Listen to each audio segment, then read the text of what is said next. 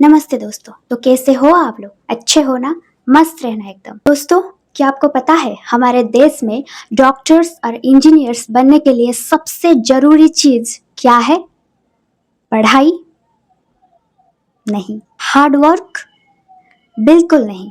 सबसे जरूरी है 40 लाख रुपए और पेपर लीक करने वाला माफिया का व्हाट्सएप नंबर।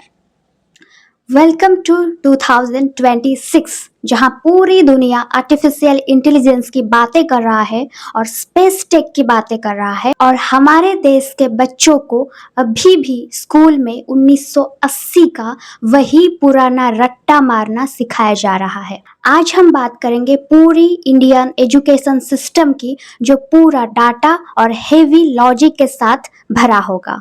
वीडियो को एंड तक देखना, क्योंकि अधूरा ज्ञान और अधूरा इंफॉर्मेशन किसी काम की नहीं। चलिए थोड़ा ग्लोबल रियलिटी चेक करते हैं। फिनलैंड में क्लास 3 तक कोई एग्जाम्स नहीं होता, वहां पर लाइफ स्किल्स सिखाते हैं। जापान में पहले 3 साल सिर्फ मैनर्स सिखाते हैं।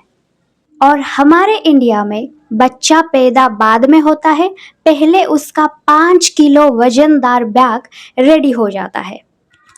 फॉर्मूला एकदम सिंपल है, जो बुक में लिखा है उसे दिमाग में कॉपी पेस्ट कर लो और उससे ही जाकर एग्जाम सीट में वोमिट कर दो। जो जितना अच्छा वोमिटिंग करेगा वो ही टॉपर बनेगा। वर्ल्ड बैंक रिपोर्ट कहती है कि इंडिया का 50% से ज्यादा क्लास 5 का बच्चा क्लास 2 के टेक्स्ट बुक भी ढंग से नहीं पढ़ पाता। हम 12 साल तक स्कूल में ट्रिगोनोमेट्री और a+b का होल स्क्वायर का रट्टा मारते आए हैं, पर जब एक ग्रेजुएट बैंक जाता है, उससे एक सिंपल टैक्स और इन्वेस्टमेंट का फॉर्म भरना भी नहीं आता। हमारा एजुकेशन सिस्टम हमें फ्यूचर के लिए तैयार नहीं कर रहा, बल्कि ग्रेजुएट्स की ऐसी फैक्ट्री चला रहा है जहां नेशनल एम्प्लॉयबिलिटी के रिपोर्ट के मुताबिक 80% इंजीनियर्स किसी टेक जॉब के लिए भी लायक नहीं है।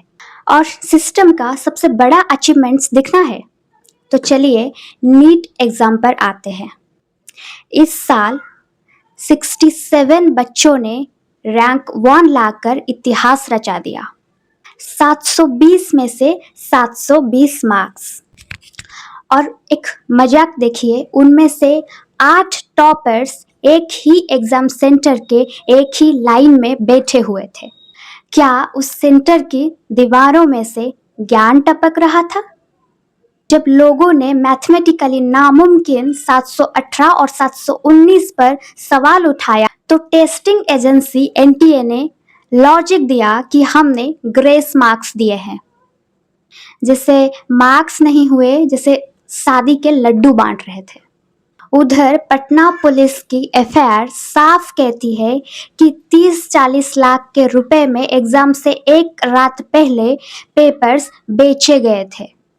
और जब उस धंधे के खिलाफ बच्चों ने आवाज उठाया, तो पूरा सिस्टम और उनके बड़े लोग उनके खिलाफ हो गए।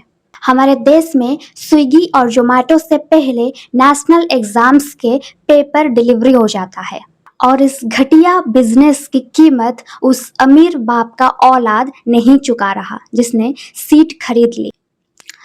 इसका कीमत वो बच्चा चुका रहा है जो एक छोटे से कमरे में पंखे के नीचे बैठकर अपना 4 साल और अपना जवानी और अपना खुशियां सब कुछ लूटा देता है। पिछले कुछ महीनों में जिन बच्चों ने डिप्रेशन में आकर अपनी जान दी है ना, उन्हें इस बेशर्म सिस्टम ने थका दिया था। आपका क्या मानना है? क्या हमारे देश का इस पूरा एजुकेशन सिस्टम का एक रीस्टार्ट होना चाहिए? कमेंट में जरूर बताना, और इस वीडियो को शेयर कीजिए ताकि ये वीडियो हर एक स्टूडेंट तक पहुंचे जिन्होंने अपने आप को अकेला समझ रखा है। तो मिलते हैं अगले वीडियो पर एक नई सोच के साथ। तब तक के लिए आप लोग अपना ध्यान रखना, क्योंकि आप लोग भी जरूरी हो। धन्यवाद।